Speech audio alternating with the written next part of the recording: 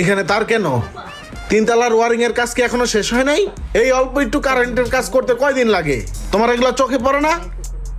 Sir আসলে কাম ঠিকই শেষ হয়েছে, ওই কালকে রাত্রে হ্যালোজিং লাগাইছিলাম তো, তাই এর জন্য তারগুলো ঝুলে আছে স্যার।